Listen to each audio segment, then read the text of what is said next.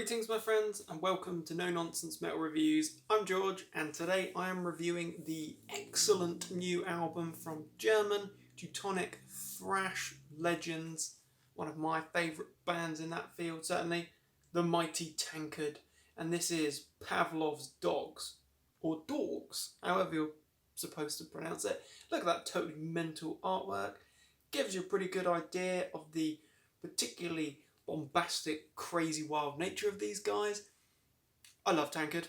They are a brilliant band, often overlooked, often neglected because of their slightly more humorous approach and less kind of severe, less aggressive nature as compared to the other big German thrash metal bands, the likes of Destruction and Sodom and Creator. But you know what? Tankard are a fine band. They have released a whole lot of killer albums right from their rough and raw early years with the likes of Chemical Invasion, Zombie Attack, The Morning After, through to some really incredible thrash turning on the verge of being speed metal, more traditional heavy metal albums that they've released in recent years. This album, in my opinion, is very much leaning into more of that speed metal, traditional heavy metal sound and style, following on very much from its predecessors, One Foot in the Grave, Rest in Beer, and A Girl Called Savessa. All fine albums, but definitely leaning more towards that traditional heavy metal, speed metal sound and style, as opposed to the very aggressive and very heavy albums such as Beauty and the Beer and The Beast of Bourbon. Although I would say Pavlov's Dawgs is probably the heaviest album that I've heard from the band since those albums in particular. Definitely a lot heavier than the more recent releases, but this is a damn fine album. It's quite a long album, though it's 10 tracks. It's nearly an hour long, I believe, off the top of my head, but you've got some great material here. The title track kicks off the album, Pavlov's Dawgs, and it is brilliant. It's very Tankard in sound and style. They do have their own unique sound and style. As I say, it's very much in that speed metal. It is thrashing at times, but these guys, they're top-notch musicians. It's certainly something that you can easily get into, and it's very memorable. That's a very humorous introduction track there. It's a very solid song indeed. Some killer riffs, full of chug, full of thrash. Then we've got Exfluencer, another good one. That's definitely more of a heavy metal with a speed metal edge, but decent track. Bearbarians is a killer track. That is a heavy number. Fantastic. We've got some amazing riff work there. I really love the prominence of the bass guitar throughout Tankard's music. The fact that you can actually hear the bass. I do love that sound.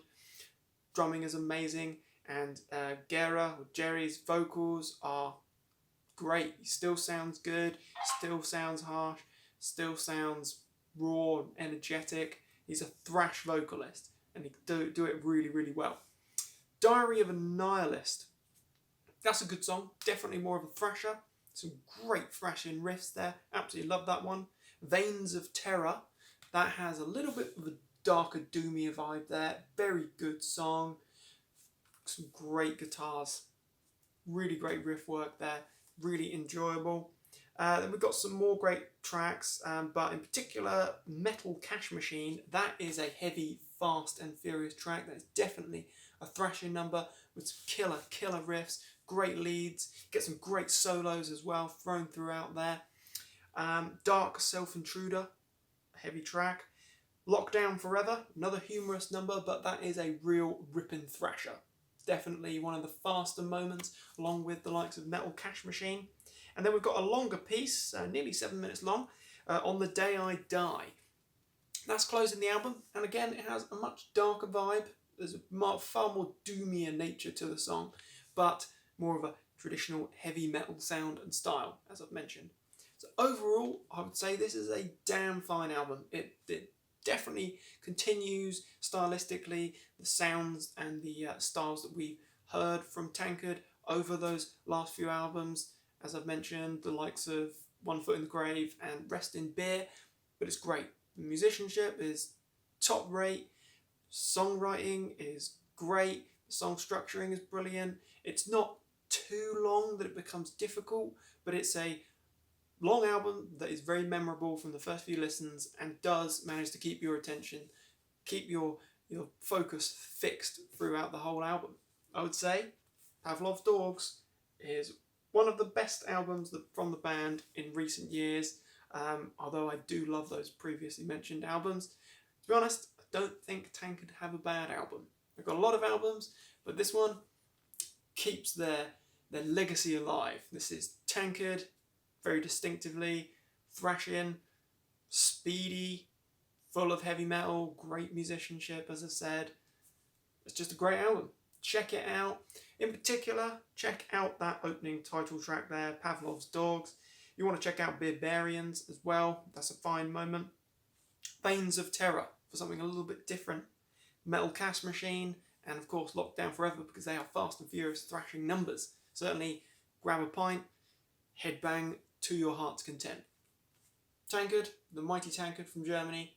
What do you think of this fine album? If you haven't heard it, check it out. If you're not convinced yet, because of that humorous aesthetic, this is definitely the sort of stuff for the fans of Destruction, for the fans of Exodus and Testament. You've got great thrashing moments, but also, if you're a Running Wild fan, or if you're a fan of Accept or Diamond Head, you're also going to be able to appreciate this. This is good, hearty metal.